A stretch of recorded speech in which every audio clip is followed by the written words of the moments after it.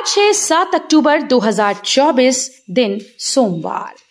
Welcome back सुप्रभात news Chhattisgarh. चलिए देखते हैं छत्तीसगढ़ की 25 फटाफट बड़ी खबरों को। इससे पहले न्यूज को आप कहां से देख रहे हैं कमेंट बॉक्स में हमें जरूर बताएं, साथ ही वीडियो को लाइक करें। आज से स्कूल कॉलेजेस की 7 दिनों तक रहेगी छुट्टी। राज्य सरकार ने 6 दिनों के अवकाश का किया ऐलान। छत्तीसगढ़ में आज से 6 दिनों तक अवकाश घोषित किया गया है। इस दौरान आज 7 अक्टूबर से 12 अक्टूबर तक अनुदान प्राप्त, गैर अनुदान प्राप्त शालाएं व डीएड, बीएड, एमएड कॉलेजेस में अवकाश रहेगा। 13 अक्टूबर के लिए रविवार है। इस दिन देश भर में छुट्टियां रहेंगी। दीपावली पर 28 अक्टूबर से 2 नवंबर तक अवकाश रहेगा। दुर्घटना रोकेगी ये डिवाइस, परिवहन सुरक्षा को एक नई दिशा का साधन। छत्तीसगढ़ के बिलासपुर जिले के पहाड़ी इलाकों में घाटी की चढ़ाई करने के दौरान कई बार दूसरी ओर से आ रहे वाहन नहीं दिखते। इस तरह भीड़भाड़ और मोड़ वाले रास्ते पर भी अचानक से वाहन सामने आ जाता है, जिससे दुर्घटना की संभावना बढ़ जाती है। इसे ये डिवाइस रोकेगी। हवाई यात्रियों के लिए गुड न्यूज। अगले महीने नवंबर से छत्तीसगढ़ के हवाई यात्रियों को 5 प्रमुख शहरों के लिए हवाई सेवाओं का तोहफा मिल सकता है। विमानन कंपनीज इसके लिए नई फ्लाइट्स भी देख रही हैं और ट्रैवल एजेंट से संपर्क कर रही हैं कि इन क्षेत्रों के लिए ट्रैफिक कितना मिलेगा। रायपुर से शुरू होने वाली इन हवाई सेवाओं में जयपुर, राजकोट, सूरत, पटना और विशाखापट्टनम हैं। छत्तीसगढ़ में निकली सरकारी नौकरी। छत्तीसगढ़ के युवाओं के लिए खुशखबरी है। अगर आप सरकारी नौकरी की तलाश में हैं तो ये खबर आपके काम की है। हाल ही में छत्तीसगढ़ जिला पंचायत में लेखपाल, विकासखंड समन्वयक, तकनीकी सहायक और डेटा एंट्री ऑपरेटर के पदों पर भर्ती निकली है। अगर आप सरकारी नौकरी पाना चाहते हैं तो आप इन पदों के लिए 10 अक्टूबर 2024 शाम 5 बजे तक आवेदन कर सकते हैं। छत्तीसगढ़ के दिव्यांग कर्मचारियों के लिए खुशखबरी। छत्तीसगढ़ के दिव्यांग कर्मचारियों के लिए खुशखबरी सामने आई। हाईकोर्ट बिलासपुर ने राज्य सरकार को दिव्यांग कर्मचारियों के संबंध में आदेश जारी कर दिया है। इस आदेश के अनुसार आने वाले समय में जल्द ही इन कर्मचारियों को बड़ी राहत मिलेगी। बता दें कि छत्तीसगढ़ हाईकोर्ट ने राज्य सरकार को जो आदेश जारी किया है उसमें प्रदेश के सभी विभागों में काम करने वाले दिव्यांग अधिकारी कर्मचारियों की पोस्टिंग और ट्रांसफर को लेकर नीति बनाने का आदेश जारी हुआ है। दंतैल की धमक से ग्रामीणों में दहशत, जंगल की तरफ जाने में मनाही। छत्तीसगढ़ के महासमुंद एक दंतैल ने वनांचल के नजदीक गांव में रहने वाले ग्रामीणों को दहशत में डाल दिया। दंतैल जंगल से निकलकर आबादी की तरफ देखा जा रहा है। इस कारण वन विभाग ने गांव में मुनादी कराने के साथ ही लोगों को जंगल की तरफ न जाने की अपील की। अग्निवीरों को सरकारी नौकरी। अग्निवीरों के पहले बैच में 2026-27 में रिटायर होने वाले जवानों में से 42% को सरकारी नौकरियों में लिया जाएगा। ये संख्या उन 25% अग्निवीरों से अलग है जिन्हें सेना में समायोजित किया जाएगा। बाकी 75% जवान विभिन्न केंद्रीय और राज्य मंत्रालयों में नौकरी पाएंगी। थाईलैंड में अपना जलवा दिखाएंगी सरगुजा की बेटी। मिनी गोल्फ एशियन चैंपियनशिप के लिए हुआ चयन। छत्तीसगढ़ का नाम रोशन करने वाली सरगुजा की बेटी अब थाईलैंड में अपनी प्रतिभा दिखाएंगी। सरगुजा संभाग की बेटी और मिनी गोल्फ खिलाड़ी शिवानी सोनी का चयन एशियन चैंपियनशिप के लिए हुआ है। ये प्रतियोगिता 8 से 15 अक्टूबर तक थाईलैंड में आयोजित होगी। बता दें कि छत्तीसगढ़ से एकमात्र महिला प्रतिभागी इस प्रतियोगिता में शामिल हो रही है। छत्तीसगढ़ किताब घोटाला। कांग्रेस जिलाध्यक्ष जुटाएंगे तथ्य, डंप किताबों की रिपोर्ट तैयार कर पीसीसी को भेजेंगी। छत्तीसगढ़ में कथित 100 करोड़ से ज्यादा के किताब घोटाले मामले में कांग्रेस ने सभी जिलाध्यक्षों से जानकारी मांगी है। इसके लिए जांच समिति ने सभी जिला कांग्रेस अध्यक्षों को पत्र भेजा है। कांग्रेस के सभी जिलाध्यक्ष अपने अपने जिलों में डंप किताबों की तथ्यात्मक रिपोर्ट तैयार कर पीसीसी को भेजेंगी। साई सरकार के अगले बजट की सीमा तय। छत्तीसगढ़ के वित्त विभाग ने साई सरकार के अगले बजट के लिए एक सीमा तय की है। वित्त विभाग ने सभी विभागों को निर्देश दिया है कि वे मौजूदा वर्ष के बजट में केवल 8% की वृद्धि करते हुए नए प्रस्ताव भेजें। इससे यह अनुमान लगाया जा सकता है कि आगामी बजट लगभग 1.59 लाख करोड़ रुपए का होगा।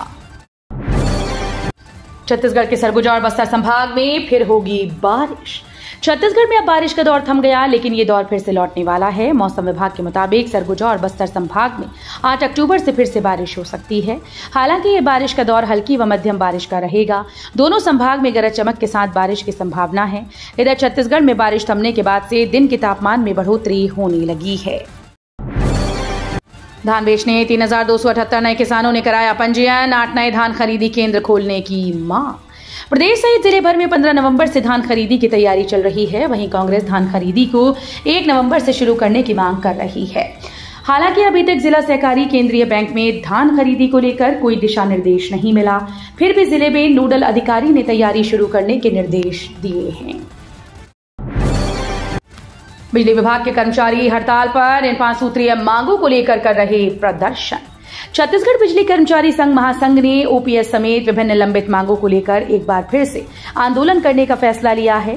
इस संबंध में कर्मचारी संघ ने कंपनी प्रबंधन को नोटिस दे दिया। गत दिनों महासंघ की बैठक में क्रमिक आंदोलन करने का निर्णय लिया गया, जिसमें प्रथम चरण में पूरे प्रदेश भर में 6 अक्टूबर से 15 अक्टूबर तक विभिन्न संभागीय कार्यालयों, वितरण केंद्रों और जोन में सतत संपर्क व जन जागरण अभियान चलाया जाएगा। नहीं मिल पा रहा समय में चावल, राशन दुकान खुलते ही सर्वर डाउन से बड़ी परेशानी। छत्तीसगढ़ के धमतरी जिले के राशन विक्रेताओं की हड़ताल समाप्ति के बाद शनिवार से राशन दुकानों के शटर खुल गए।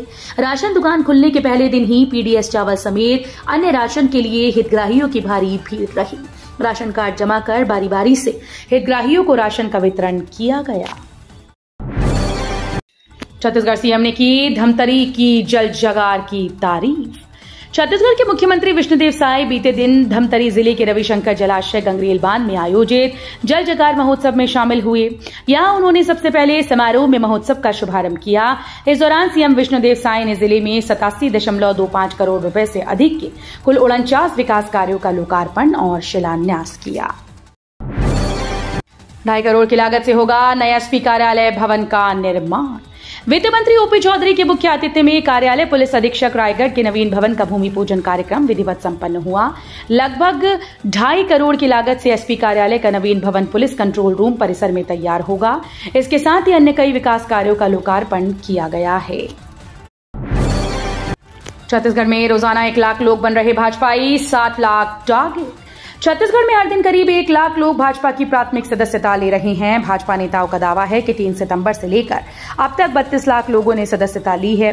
ये सदस्यता मिस कॉल और ऑफलाइन फॉर्म भर के ली गई। पार्टी ने प्रदेश में 60 लाख लोगों को सदस्यता दिलाने का टारगेट रखा है। रायपुर में पहली बार 10 महाविद्याओं की मूर्ति स्थापित।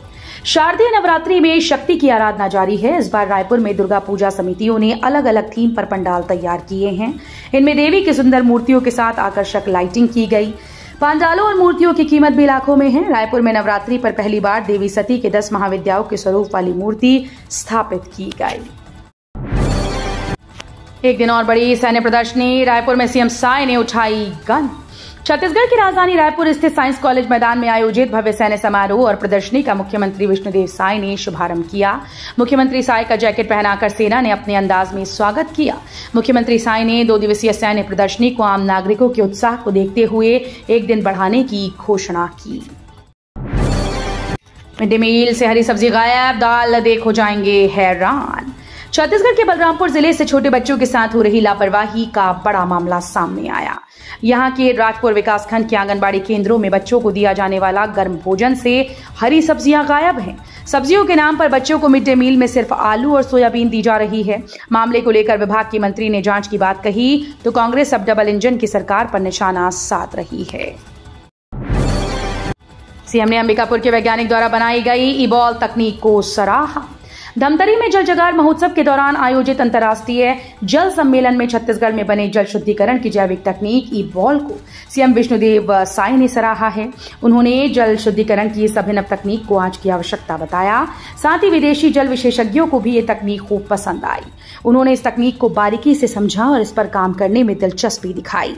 आपको बता दें कि ई-बॉल को अंबिकापुर में पदस्थ जैव प्रौद्योगिकी वैज्ञानिक डॉक्टर प्रशांत शर्मा ने बनाया है। एंटी नक्सल ऑपरेशन पर उच्च स्तरीय बैठक में सीएम साय की अफसरों को 2 टूक। नक्सलवाद के खिलाफ चल रही लड़ाई के बीच मुख्यमंत्री विष्णुदेव साय ने अफसरों से कह दिया कि नक्सलियों के खिलाफ कार्रवाई करने में कोई ढिलाई न बरतें। नक्सल प्रभावित जिलों के पुलिस अधिकारी आपस में समन्वय बढ़ाएं, संयुक्त अभियान के माध्यम से लड़ाई जारी रखें। साय ने अपने निवास कार्यालय में नारायणपुर और दंतेवाड़ा जिलों की सीमा पर अबूझमाड़ क्षेत्र में सुरक्षा बलों और नक्सलियों के बीच हुई मुठभेड़ की घटना के बाद एंटी नक्सल ऑपरेशन पर उच्च स्तरीय बैठक की। प्रतिभावान विद्यार्थी पुरस्कृत। भाजपा प्रदेश अध्यक्ष बोले, शिक्षा की गढ़ते हैं बच्चों का भविष्य। जगदलपुर में स्थानीय श्यामा प्रसाद मुखर्जी सभागार टाउन हॉल में रविवार को आयोजित संभाग स्तरीय संविदा शिक्षक और कर्मचारी संघ के सम्मेलन में भाजपा प्रदेश अध्यक्ष और विधायक किरण देव बतौर मुख्य अतिथि शामिल हुए। संभाग स्तरीय सम्मेलन में सर्वप्रथम मां सरस्वती के छायाचित्र पर माल्यार्पण कर कार्यक्रम का शुभारंभ किया गया। त्योहार के सीजन में खुशियां हुई दुगनी, ग्रामीणों को मिला पीएम आवास योजना का लाभ। कबीरधाम जिले के विभिन्न ग्राम पंचायत में इस त्योहार के सीजन में अपना पक्का आवास बन जाने के साथ ही ग्रामीण पूजा और अनुष्ठान करते हुए गृह प्रवेश कर रहे हैं। साथ ही जिनको नए आवास की स्वीकृति मिली है वे परिवार भूमि पूजन कर अपनी खुशियां बांट रही हैं। घर के मुखिया अपने सपने को सच होते देख रहे हैं, खुशियां उनकी दुगनी होती दिख रही हैं। बिलासपुर में गरबा कार्यक्रम में आए इंडियन आइडल फेम दानिश का विरोध। छत्तीसगढ़ के बिलासपुर में करुणा ग्रुप की ओर से आयोजित गरबा कार्यक्रम में गायक मोहम्मद दानिश को आमंत्रित किए जाने का सर्व हिंदू संगठन ने विरोध किया है। उन्होंने एसबीआर कॉलेज गेट पर शाम 6 बजे से रात 9 बजे तक प्रदर्शन किया। इस दौरान गरबा कार्यक्रम शुरू नहीं हो सका। पुलिस की समझाइश के बाद संगठन के लोग वहां से हटे। इसके बाद गरबा का आयोजन देर रात तक चलता रहा।